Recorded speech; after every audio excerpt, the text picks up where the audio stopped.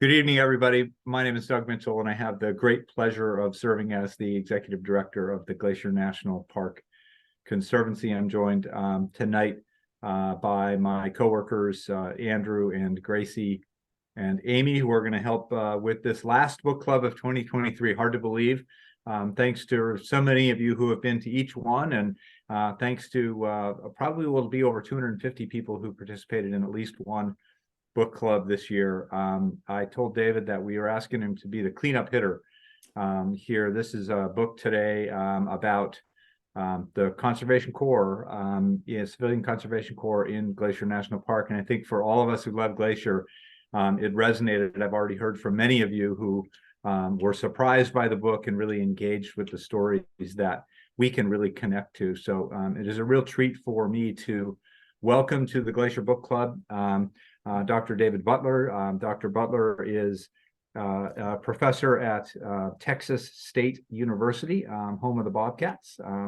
Got his education in what I call the big square states, or the flyover states. I believe a bachelor's degree from University of Nebraska at Omaha, master's degree at University of Nebraska, and his PhD from the University of Kansas, all in the field of geography. So Dr. Butler, thank you for joining us from your home in Santa Fe, New Mexico tonight. Well, thank you for the invitation to participate. I really appreciate it. I am an emeritus professor at Texas State. That basically means I'm retired, and they gave me a plaque that said I'm retired. But I was at Texas State for 22 years in the final couple of decades of my career.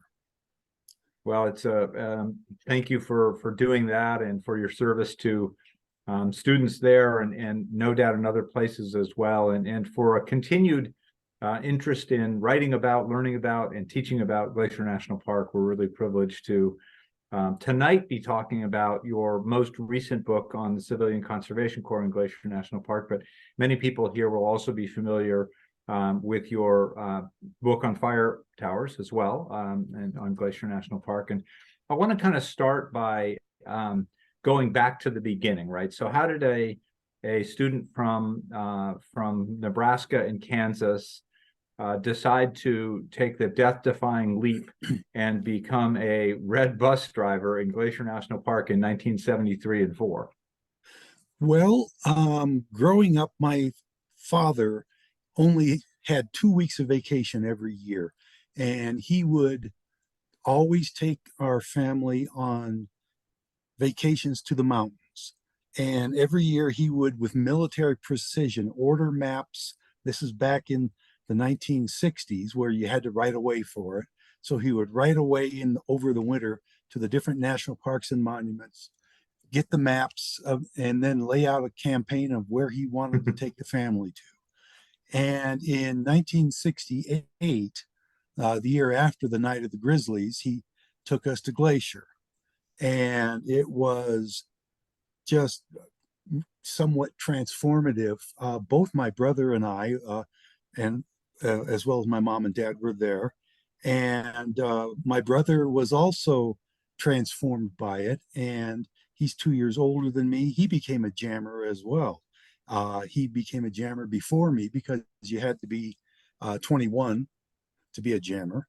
And so but we both decided we want to find a way to work in Glacier when we get out of high school and are in college. And we both ended up working jobs that gave us experience driving vehicles and devices that were long, that gave us the experience needed for driving something like a red bus.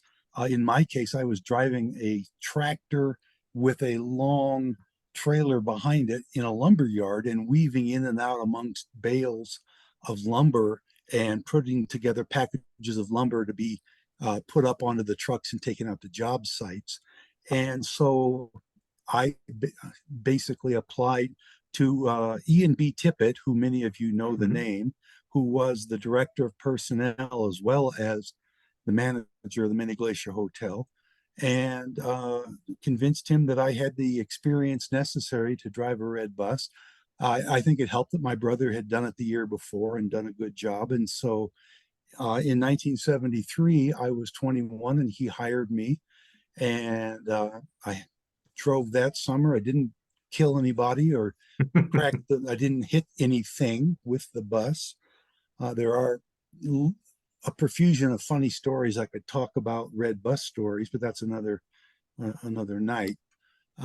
And so then I went back again in 1974. And then after that, I started graduate school in the fall of 1974 and realized I wanted to do my research in Glacier Park. And so in the summer of 1975, I did field research. I got a collecting permit from the Park Service people and did my field research there. And that was the beginning of my lifelong career associated with research and geography and history of Glacier Park. And the geography, of Glacier, as you talk about a little bit in the book, is so interesting, even to a novice like myself. The idea of being on the west side in this certain kind of area, and then all of a sudden you're on the east side and you can see the curvature of the earth, right? The idea of Glacier's geography, must have really been a treasure trove of research material, was it? It really was. One of the things that we discovered early on is that uh, my professor colleagues and I, who worked for many years together in Glacier, we discovered early on that although we love the west side, the east side's a lot easier to work in because you start over 1,000 feet higher at the trailheads. When you're at Lake McDonald and you look up at the trailhead, it's just really kind of depressing because there's only one trailhead out of McDonald and it leads up towards Sperry Chalet and Sperry Glacier and the other places. But it's that long haul up. Whereas in the picture behind you in the mini glacier Swift Current Valley, you're at 4,500 feet. There's a magnificent trail network that spreads out from the hotel and from Swift Current, and you've got access to some of the most spectacular scenery in the park. And because of the difference in the climate, you've got much less vegetation masking the scenery.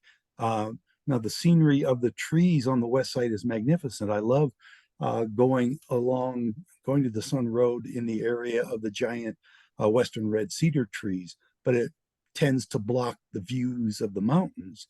So the east side was where we tended to concentrate most of our work. That's really interesting. I've never really heard it put that way, and I think it's really it resonates with me in terms of the differential between the west side and the east side, where you can feel the west side perhaps being more similar to other places you might see because there's a trail in tall trees, and the east side is distinguished geographically because of that unique nature. The continental divide, but B, also that you start at that high alpine desert, I guess I would call it. Yeah, it's, you look at Two Medicine as well, and there's a whole lovely network of trails that leads out of there. And so between Two Medicine Valley and the Mini Glacier Swift Current Valley, you've got access to so many different places. And you've got another thing that I kind of appreciated is you can see the bears coming more easily as well. We in the course of our work encountered several grizzly bears at a distance. The only close encounter I ever had was in 1973 when I was a jammer, and I was hiking with the head bellman of the Mini Glacier Hotel, John Hagan, who is the president of the Glacier Park Foundation in Minneapolis. And he and I were hiking to Cracker Lake up the valley directly behind your head in your screenshot there. And if you know that trail, you reach a point along the trail where you suddenly get a really nice view of Mount Sa'i for the first time and the diorite sill sweeping up like that. And we were both looking at that, and then and we could see it easily because we entered into an avalanche path that had very low vegetation. And then I noticed up the trail 50, 70 yards, there was a sow grizzly with two cubs. And the sow was not happy. She woofed at her cubs to scat, and the cubs ran up the hill slope. And then she bluff charged us. Now, this is Hmm. 1973, before there was any training of what to do in the realm of bear charges. There was no bear spray or anything like that. And you know, we started to run like idiots, because what are you going to do? You see a grizzly bear charging you. There's no training. There's no information about, lie and play dead. Well, first of all, yeah, I never did really want to do that. And we just instinct took over, and we just ran for about a mile down the valley trail. I whipped off my backpack off my back, and I was holding it in my back in my trailing hand as I ran, so that if I heard her come closer, I was going to drop it in the trail as a distraction. But I've come to learn since then, in reading literature about grizzly bears, it was a bluff charge where they take 2 or 3 bounds toward you, because we had only really penetrated her outer perimeter. Right, And right. so, thanks to that, our idiocy was not punished, because we got away before anything further happened. Well, John's a good friend, and I can kind of picture that in my mind. Maybe he could have broken out into song, as part of what they used to do there at the Mini Glacier Hotel. But Oh, yes. so let's dig into the book, and I want to, tell folks, feel free to use, as you do, use the chat, or if you just want to raise your hand and ask a question, feel free to do that. David and I want this to be really a robust back and forth conversation. But David, I want to ask, you have lots of things you can write about. Why is the story of the Civilian Conservation Corps in Glacier an important story? Well, that's a really good question. What attracted me to it was that over the years, first as a jammer and then doing research in the park, almost every summer since 1975, and certainly since the early 80s, was that I came to realize how similar all of the architecture looks in the Park Service.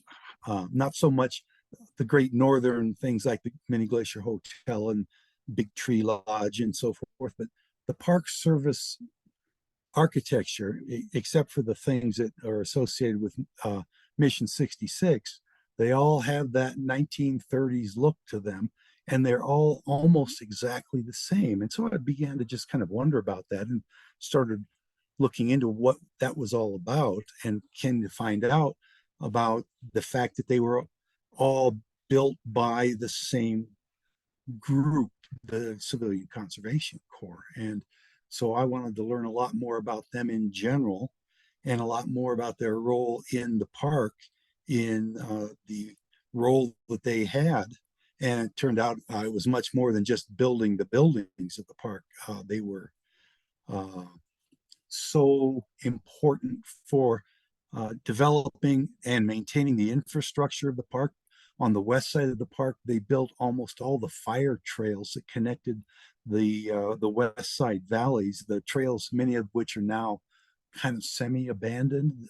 If you get the older topographic map of Glacier, the one from the 1930s that shows all the trails from that era, and compare it to the 1968 topographic map, you'll see how many trails have basically been erased by time.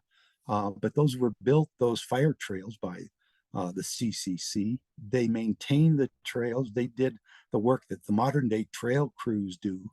But there were so many more of them. There were, depending on the year, there were anywhere from several hundred to 12 to 1,600 young men working in the park, doing that kind of work. The other main thing they did, of course, was working on fire suppression, but also fire cleanup. They cleaned up most of the fire scar of the 1929 Half Moon fire. When you read about the 29 Half Moon fire, it burned nearly 100,000 acres, and something like 80,000 acres within the park. The entire area from Apgar to West Glacier was burned. If you drive that now and you're driving through a forest, if you look especially off to the left as you're driving though toward Apgar from West Glacier, you might notice that a lot of the trees, they're planted in rows. That was all reseeded by the CCC, and they planted them in rows. And the forest has come together now, but you can still see individual linear rows, and nature doesn't tend to plant trees in rows. That was also very intriguing. And so uh, I started digging into historical resources that talked about the CCC, and then started digging into things in for Glacier. And one of the most useful set of resources that I found were the superintendent reports for the years of the CCC from 1933 to 1942. And I actually went back a year or two to about 1931 and up to about 1943 because of the dissimilarity between calendar year and fiscal government year. And so they'd be talking in the 1934 report, for example, about what went on in the summer of 1933. So there was a lot of invaluable information in the superintendent reports. Those are online on the Montana History portal. Formerly the Montana Memory Project, and it's now the Montana History portal run by the Montana Historical Society. So a shout out to them because it's an invaluable resource. Whoop, Doug, Doug, I, you're I there. muted myself there for a moment. So I think isn't that they say that's the quote of the last 2 years is you're on mute. Pardon me for that, but it's really interesting you mentioned that project because it's one of the things that the Conservancy donors have really been engaged in is investing in the archives and particularly the digitization of photographs and other pieces. Yes. Recently, they discovered there was a speech by President Eisenhower at the Many Glacier Hotel that they had the original film of. And so digitizing those pieces and making them available through that is something that we've been very involved in. So it's great to see that come full circle, to have a researcher be able to have access to that and then share that in a book. So the Roosevelt CCC, right? This was quite not only quite visionary.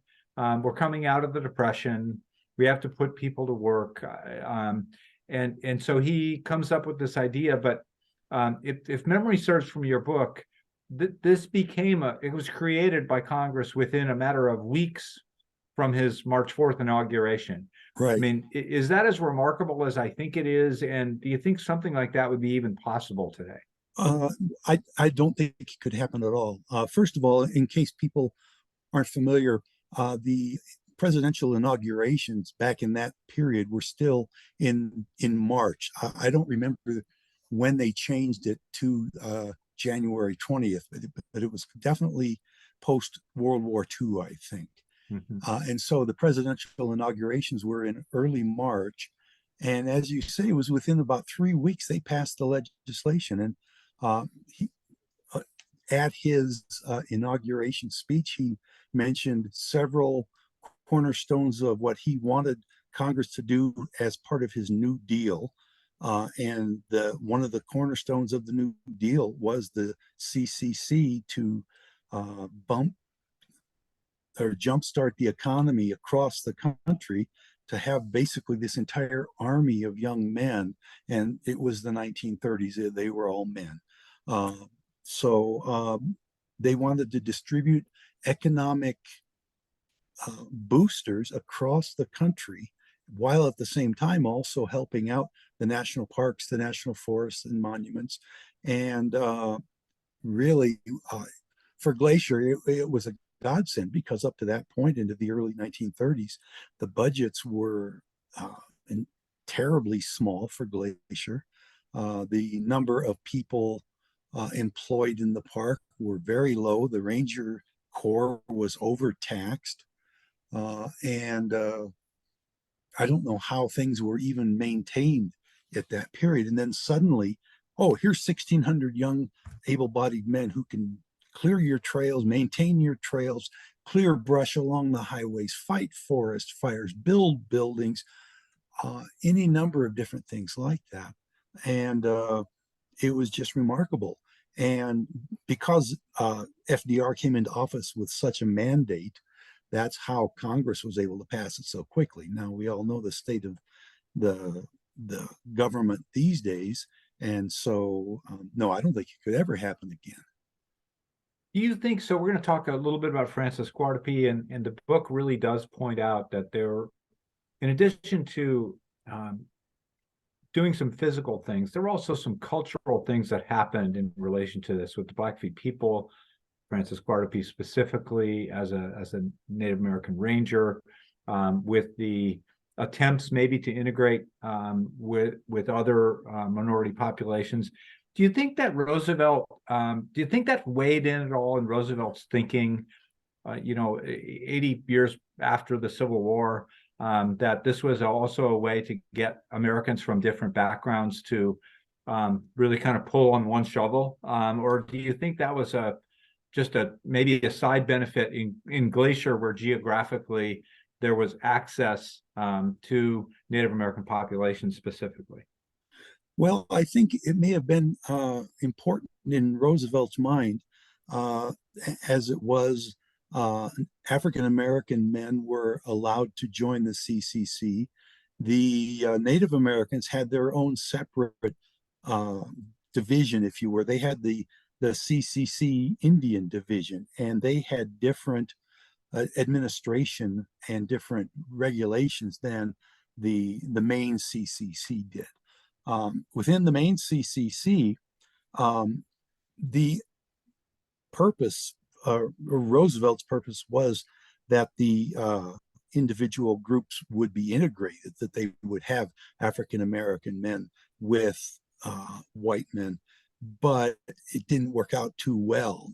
As I mentioned in my book, there was the camp up the North Fork Road at Anaconda Creek, and it was supposed to be an integrated camp, but it was over half Black or African American men, and the white men just they left, or they all put in for transfers, and so it ended up being a strictly, it was called, and you'll pardon the historical reference, it was called a Negro camp, and that was the term for it, and it was not a very well received thing by the locals, I'm afraid.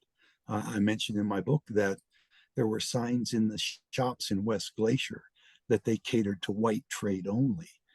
And the camp only lasted, I think, 2 years. And there's very little information about it anywhere.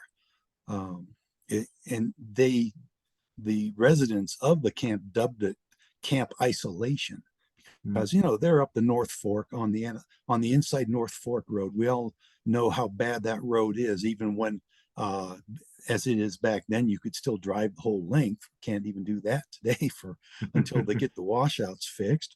But that's a miserable road to drive on, and imagine driving on it in a 1930s era truck, and driving down to Apgar and then into West Glacier and having that kind of reception. So yeah. Well, we've already got some questions, and Amy, as I transfer over to having you do that, I'm going to ask Victoria put in that she was kind of amazed, as was I, about the story of the Logan Pass telephone line. So as we do the transfer, David, talk to us. That must have been an amazing part of your research to discover. Tell us a little bit more about that, maybe stuff that we didn't get, that you didn't make the book. Okay, well, the telephone line was strung over the pass in 1938. Up until that time, there was no telephone communication between the west and east sides of the park. It was all done by radio. And radio reception being what it is, with the weather that Glacier gets, there'd be times when there was simply no communication between west and east side. The CCC got involved early on in stringing phone wires particularly along the east side. One of the things I found interesting was they they strung phone wires all the way up the North Fork and all the way up along the east side up to Kennedy Creek, Wow. which is where the trailhead is for the trail into Slide Lake. And those are pretty desolate places. And they would they were stringing single line phone wire, which oftentimes would be broken by animals crashing through it or by trees falling on it. And so they maintained it every year. When you go back into the superintendent reports and read, they would the superintendent's annual report tells about how many new miles of phone wire were strung and how many miles of wire had to be repaired. By 1938, the idea was, okay, we've got to get phones connecting basically St. Mary, the district headquarters in St. Mary, with the park headquarters in West Glacier. And to do that, they needed to string something that was a little more durable than a single wire that you see in the old pictures. And so if you've seen the photos in the book of what the CCC boys were carrying, they encased it. They encased the phone wire in this incredibly dense. I don't really know. I never found any information about the nature of the insulating material, but it's about yay big around. And you can see them in the pictures in the book carrying that on their shoulders, over their shoulders, up the Hidden Lake Trail from Logan Pass up to Hidden Pass, and then from there down to Hidden Lake. And then the interesting thing is that from Hidden Lake, then it was extended down the cliff wall down into the Avalanche Creek Valley. I have no idea how they did that. And they say that it's buried all along the way. Now, the thing that I kick myself for is that the last time in 2009, I think it was, that I did the Hidden Lake Trail, and it was with Dan Fagry, who I know is, hi Dan, I know you're watching.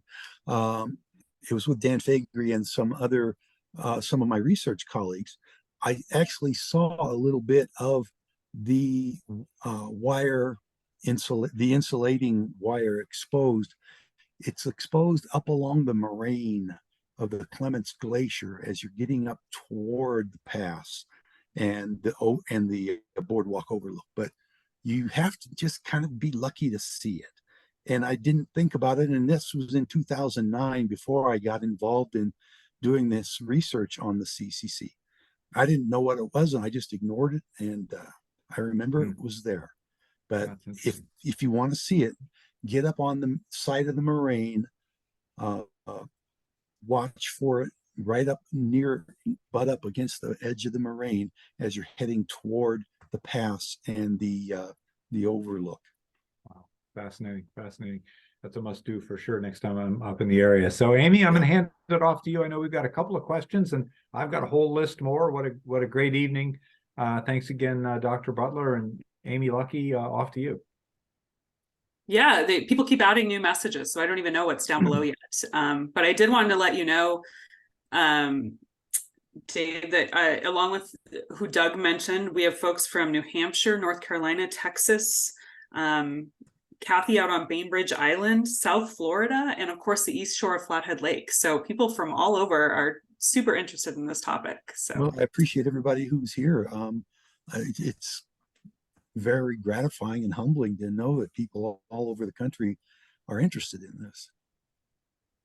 So Dave Baylor had an interesting comment, and Dave, feel free to unmute if you want to add to this, but he mentioned that the speed of the creation of the CCC that you noted is especially noteworthy when compared to the struggle to get the Forest Service created in the years of Teddy Roosevelt's time. This is documented in Tim Egan's book on the 1910 fire in Washington, Idaho, and Montana, the Big Burn. Do you have anything you want to add to that, Dave? No, I just, I drive that way all the time. My wife grew up in Yellowstone Park. Her father was a landscape architect. So I'm very familiar with all of these CCC types of buildings and the work, mostly in Yellowstone, but I've noticed there in Glacier the years I've been there. So you pass through the area of the Big Burn. from eastern Washington, northern Idaho, and western Montana. And Tim's a good writer. He lives here in Seattle. And Gifford Pinchot, and Teddy Roosevelt used to wrestle on the carpet. And so that was the instigation of that. But they just could not overcome some of the congressmen and senators from Idaho who did not want the feds involved with managing anything. So the big difference between 1910 and 23 and 33. Yeah. Absolutely. Absolutely. That's a great comment. Different times, if there'd been a depression in 1910, who knows what might have happened with the origin of the Forest Service, but it's just one of those multiverse sort of things. And Roosevelt's rise to power, right, was very different. Teddy Roosevelt's rise to power through the assassination of McKinley is a very different story than a more traditional rise. And Roosevelt is seen as Franklin Roosevelt is seen as someone who has been given an impromptu to fix problems. I think people were worried that Teddy was going to create them. People were, from what I've read about Teddy, and I haven't read as much about him as I have about FDR, but people were a little worried about him, having kind of an imperial view of the presidency. FDR kind of came to be viewed that way, but not at the beginning. And everybody was just so desperate in 1933. It's like, we'll try anything. Yeah, exactly. Well, thanks, Dave, for your comments. And since we're on the topic of presidents, Ed Wilson asked, other than FDR and Eisenhower, what other presidents have come to Glacier and when? Whoever wants to jump in on that. That's a really good question. I know that George Bush was there when he was vice president. Correct. And Al Gore was, but he never became president. Al Gore was there with Dan Faegre up at Grinnell Glacier. Color picture of that in the Hungry Horse News, if I recall correctly. But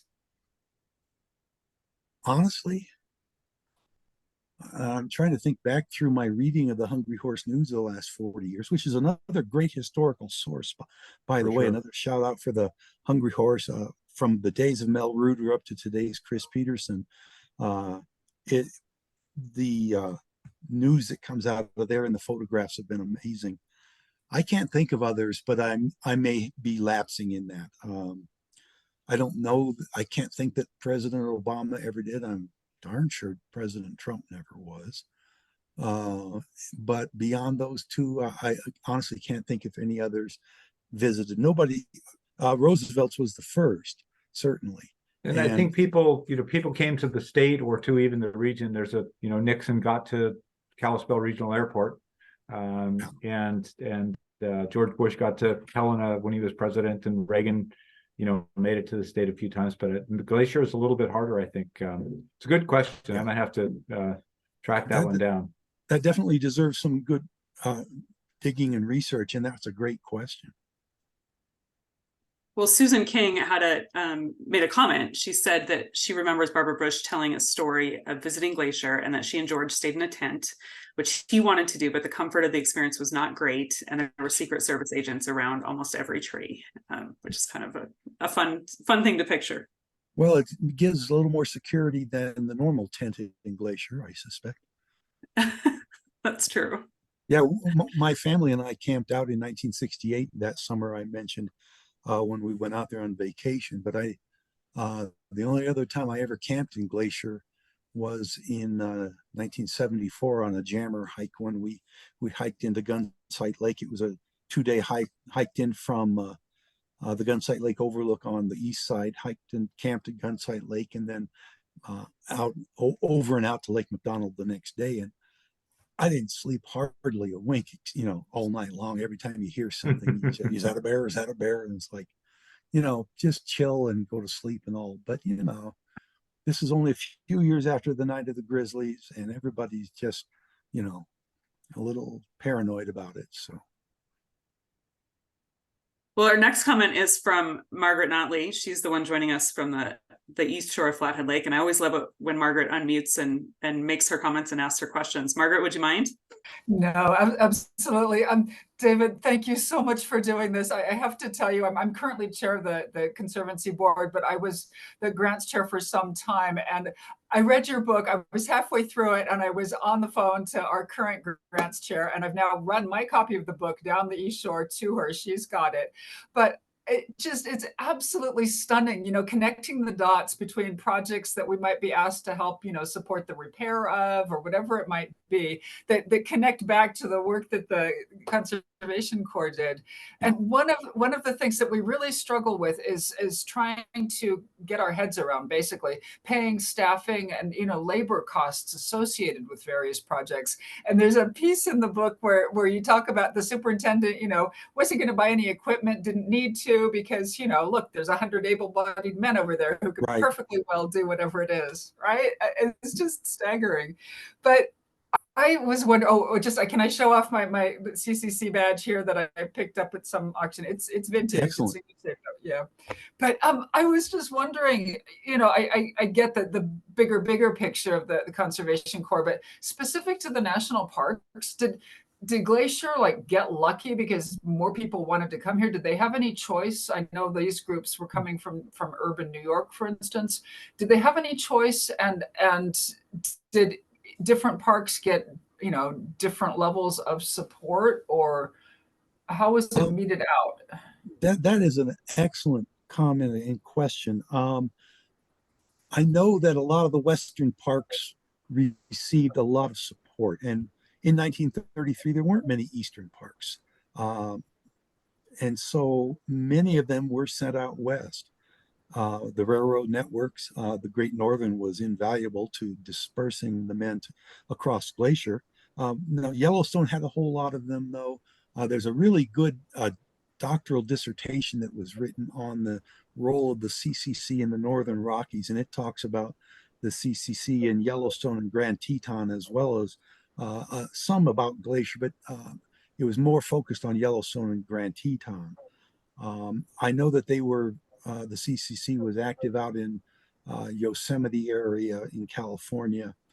I'm not that familiar with some of the other parks in the West as to whether they had like Crater Lake and so on. I think the CCC was up in Mount Rainier, but Glacier has been my lifelong research focus, and I just haven't looked into that much in detail in the other parks.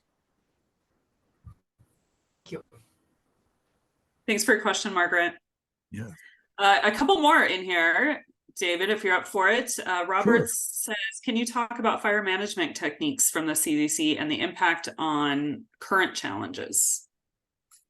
Well, the fire management policies of the day were to try to put it out. It was the fire management policies basically mirrored the Forest Service policies of the 1930s, and that was try to spot it and put it out within 24 hours. The CCC was involved in a lot of firefighting, particularly on the west side.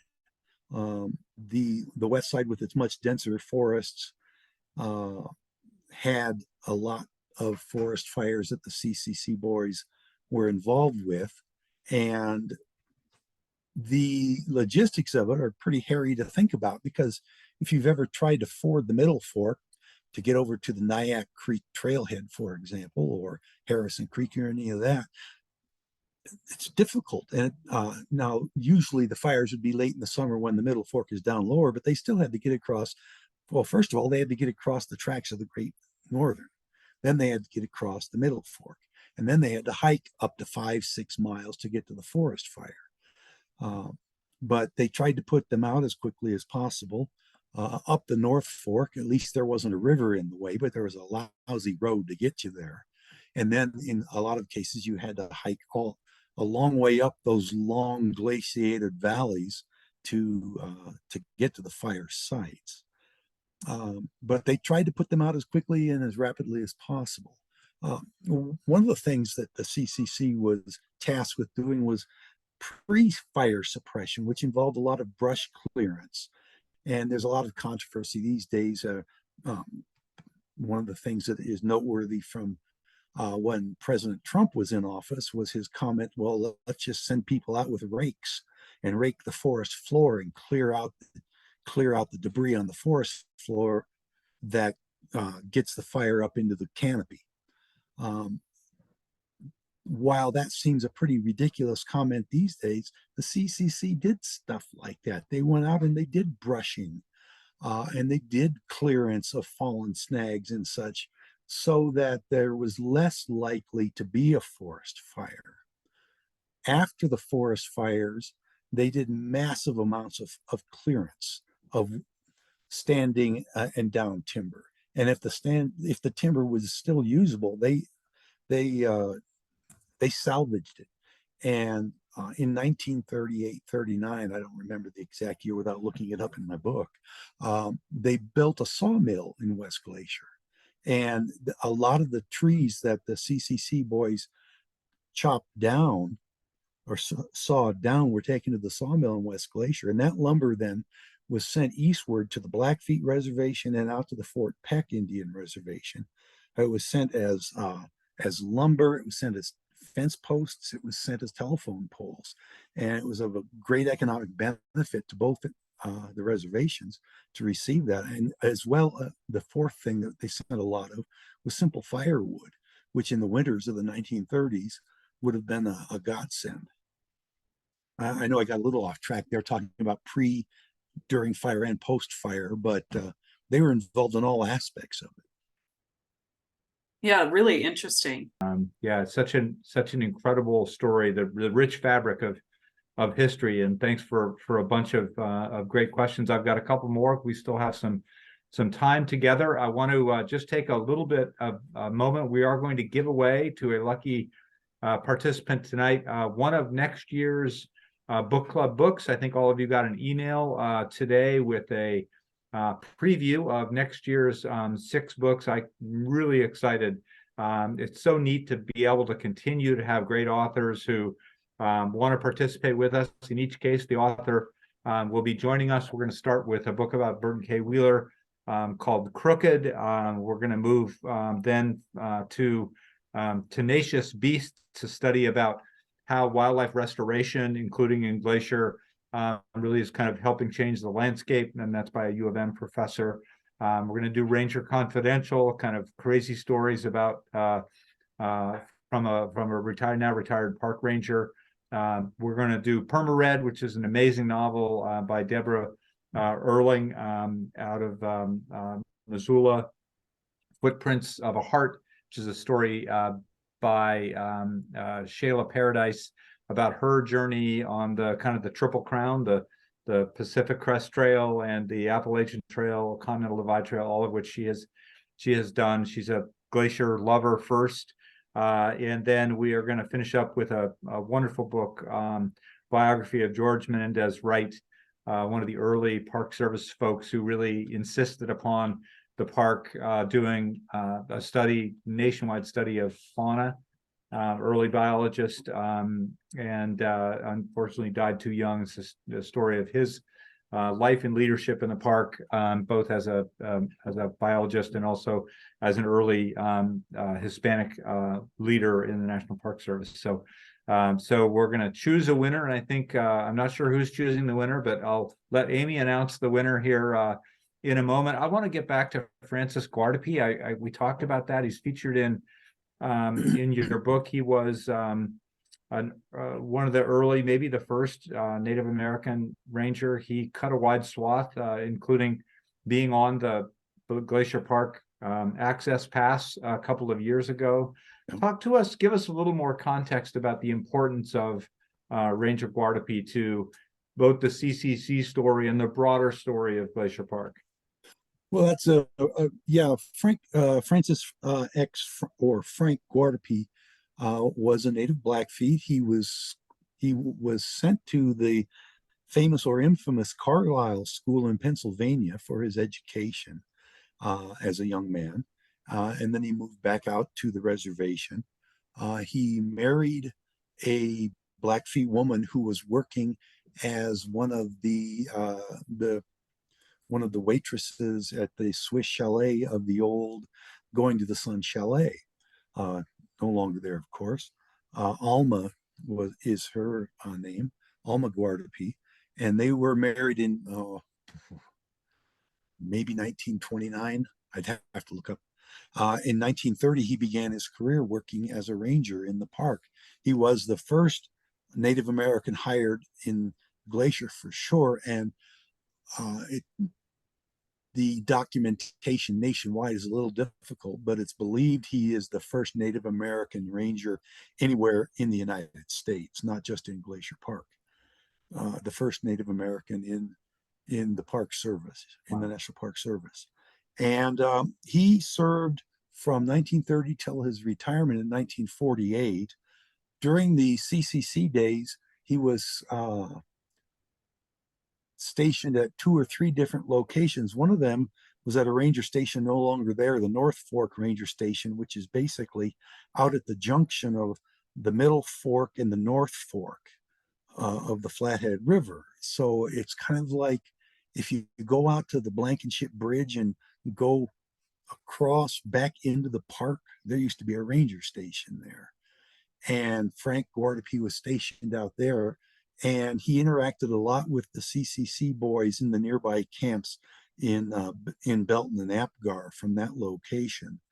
And he would come in and give evening talks to the CCC boys. One of the things that the CCC was well known for was educating their young men, giving them opportunities to pursue coursework, but also just sort of informal educational things. And Francis Guardapi, invariably his topic was apparently the Blackfeet Nation and talking about his people and all.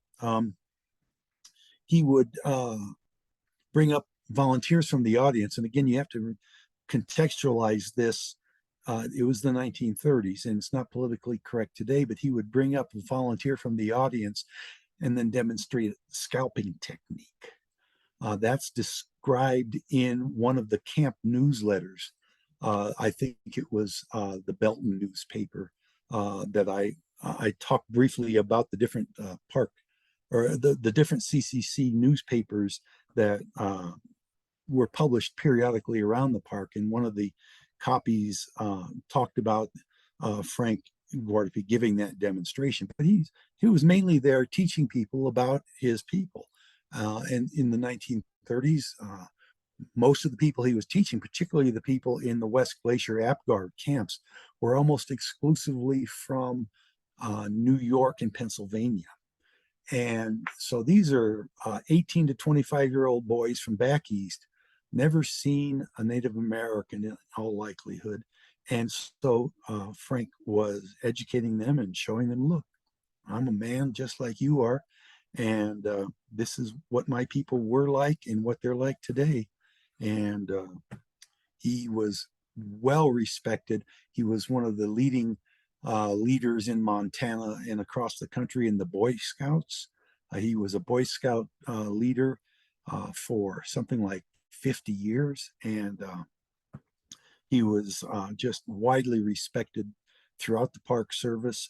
His son became a ranger in parks back in the eastern part of the country primarily. So, yeah, no, and there's nothing like that personal experience, right? And I think that's one of the power of the CCC and other things like it are you bring people together who not naturally may not be together, and they realize that we are humans together, right? And I think it's the power of Glacier too, even with animals. We've talked to other authors.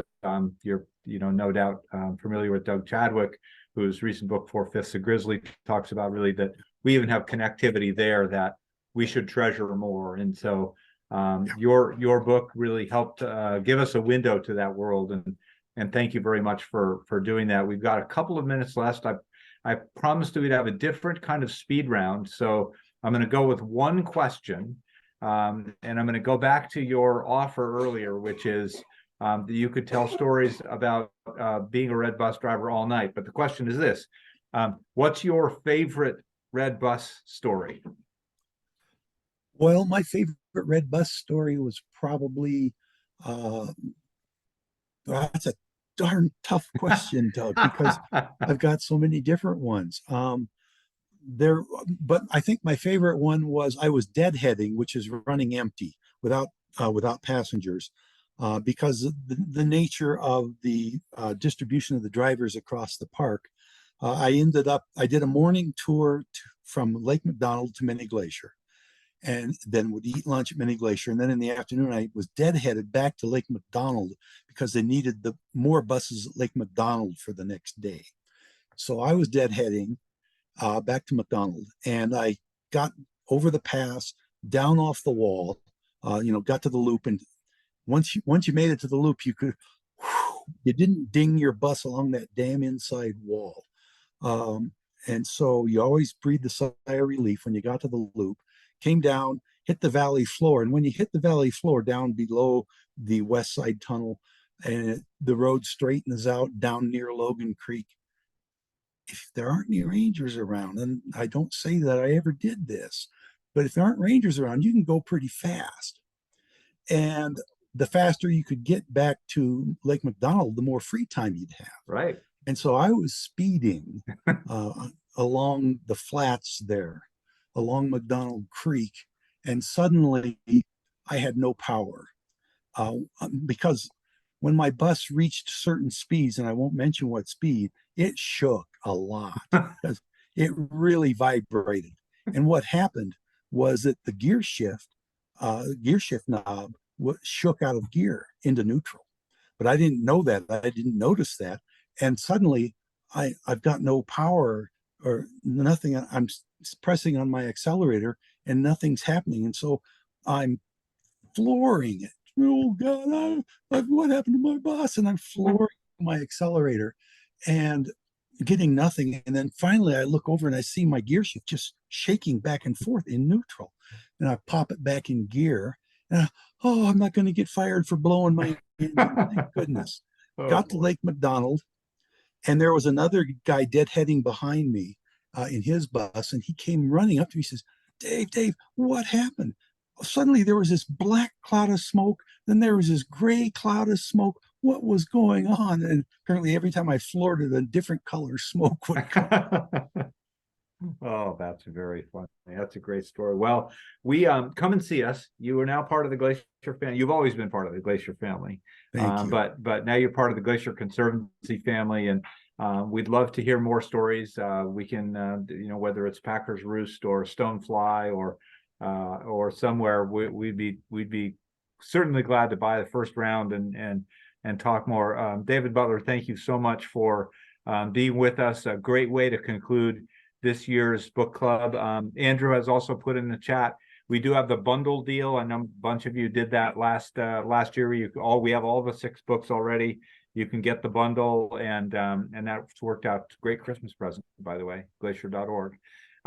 So thank you all for joining us tonight. What a great evening. Again, Dr. Butler, thank you for spending time with us and for your amazing work here in Glacier.